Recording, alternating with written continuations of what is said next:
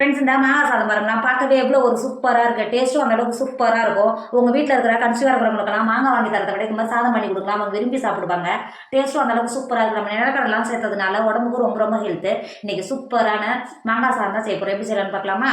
hi friends welcome to Kerala சமையல் கேரளா சமையலில் நம்ம மாங்காய் சாதம் தான் செய்ய போகிறோம் வாங்க எப்படி செய்யலாம்னு பார்க்கலாம் சாதம் வடிக்கிறதுக்கு ஒரு பாத்திரத்தில் தண்ணி வச்சு இங்கே பாருங்கள் எந்த அளவுக்கு நல்லா கொதிக்க ஆரம்பிச்சிச்சு பார்த்தீங்களா இப்போது நான் ஜீரக சம்பாரிச்சு எடுத்திருக்கேன் 2 கப்பு எடுத்திருக்கேன் 250 கிராம் கப்பில் 2 கப்பு ஜீரக சம்பாரிச்சு எடுத்திருக்கேன் இப்போ கொதிக்கிற தண்ணி இருக்குது பார்த்தீங்களா இந்த மாதிரி உள்ளே சேர்த்துக்கோங்க இந்த மாதிரி சுடு தண்ணி சேர்த்து ஒரு 2 டைம் நீங்கள் கழுவும் போது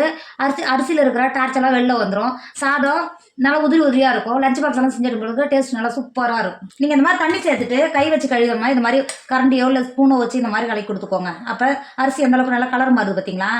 இப்போ அரிசியில் இருக்கிற டார்ச்செல்லாம் போயிடும் நமக்கு சாதம் வடிக்கும் போது உதிரியாக இருக்கும் இப்போ இந்த மாதிரி நீங்கள் கரண்டி வச்சு கழுவினோடனே பாருங்கள் எந்த அளவுக்கு நல்லா கலர் மாதிரி இருந்திருக்கு பார்த்தீங்களா இப்போ இந்த தண்ணியை வடிகட்டிட்டு ஒரு 2 டைம் நல்லா இப்போ இந்த தண்ணியை வடிகட்டிட்டு நார்மல் வாட்டரில் ஒரு 2 வாட்டி நல்லா அரிசியை கழுவிட்டு தண்ணியை வடிகட்டி எடுத்துக்கோங்க இப்போ கழுவி எடுத்துன்னு வந்திருக்கோம்ல அரிசியை தண்ணியில் சேர்த்துக்கோங்க அரிசியை சேர்த்து கொடுத்துட்டு அது கூடவே 1.5 டேபிள் ஸ்பூன் உப்பு சேர்த்துக்கோங்க நீங்கள் இப்போவே உப்பு சேர்த்து வடிக்கும் போது சாத்திரம் நல்லா உப்பு பிடிச்சிருக்கோம் 1.5 டேபிள் ஸ்பூன் உப்பு சேர்த்துக்கோங்க உப்பு சேர்த்துட்டு நல்லா கரண்டி வச்சு கிண்டி கொடுத்துக்கோங்க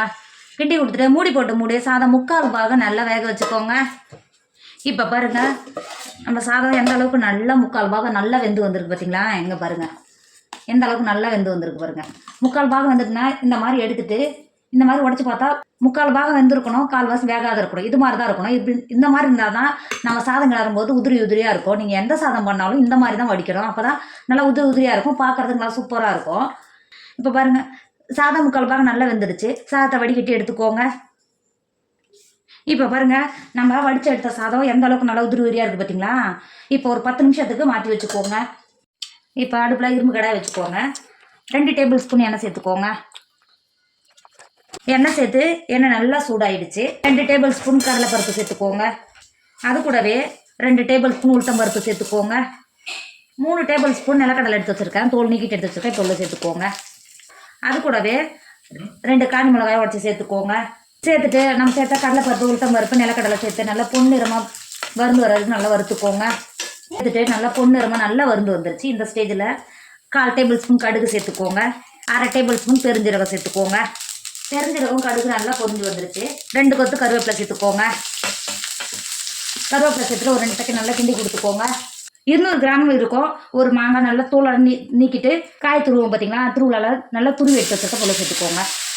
சேர்த்து கொடுத்துட்டு அது கூடவே 1/2 டேபிள் ஸ்பூன் மஞ்சள் தூள் சேர்த்துக்கோங்க கொடுத்துட்டு நம்ம சேர்த்த மாங்காய் பச்சை வடை போடுறதுக்கு ஒரு 10 நிமிஷத்துக்கு வதக்கிக்கோங்க இப்போ நல்லா கிண்டி கொடுத்துட்டு ஒரு 10 நிமிஷத்துக்கு மாங்காய் பச்சை வடை போகிற வரைக்கும் நம்ம தண்ணி எதுவும் சேர்க்காதனால அடிப்பிடிக்க சான்ஸ் இருக்குது இடையில எல்லாம் கிண்டி கொடுத்து வேக வச்சுக்கோங்க இப்போ பாருங்கள் நம்ம சேர்த்தா மாங்காய் 10 நிமிஷம் நல்லா வதங்கி வந்துருச்சு எந்த அளவுக்கு நல்லா வதங்கி வந்துருக்கு பார்த்தீங்களா இப்போ இந்த ஸ்டேஜில் நம்ம ஏற்கனவே வடித்து மாற்றி வச்சுருக்கோம்ல சாதத்தை உள்ள சேர்த்துக்கோங்க சேர்த்து கொடுத்துட்டு நம்ம சேர்த்தா மாங்காய் மசாலாவோட சாதத்தை நல்லா கிண்டி கொடுத்துக்கோங்க இப்போ மாங்காய் மசாலோட நல்லா கிண்டி கொடுத்துட்டோம் இப்போ லாஸ்ட்டாக ஒரு கைப்பிடி அளவு மல்லித்தழையை கட் பண்ணி வச்சுருக்கா போல் சேர்த்து கொடுத்துக்கோங்க சேர்த்து கொடுத்துட்டு வேறு ஒரு பாத்திரத்துக்கு மாற்றிக்கோங்க இப்போ பாருங்கள் நம்மளோட மாங்காய் சாதம் சூப்பராக ரெடி ஆகிடுச்சு இதோட டேஸ்ட் அந்த அளவுக்கு சூப்பராக இருக்கும் கண்டிப்பாக நீங்களும் ட்ரை பண்ணுங்கள் என்னோட வீடியோ உங்களுக்கு பிடிச்சிருந்தா உங்கள் ஃப்ரெண்டு உங்கள் ஃபேமிலிக்கு ஷேர் பண்ணுங்கள் மறக்காமல் கேரளா சமையலை சப்ஸ்கிரைப் பண்ணிக்கோங்க தேங்க்யூ